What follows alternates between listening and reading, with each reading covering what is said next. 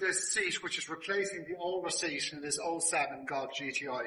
As you can see, she's got a bit of wear, but we're going to try the dry ice to see how much of an improvement we can make on the seat.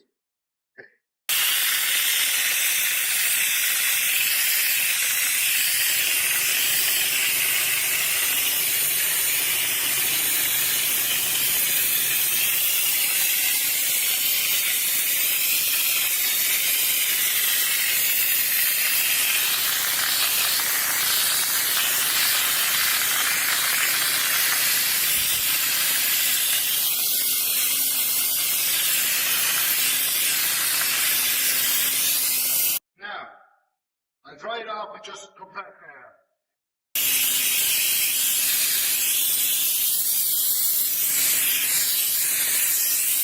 Now guys, what do you think of that? Compared to the rest of the seat? Yeah, I can see. Yeah, you can see I can spend more time on it, I know. You can see it actually. You can feel it. It's dry. It's cold, but it's dry. Yeah, it's not wet. You can see the difference I've made in the seat. Yeah.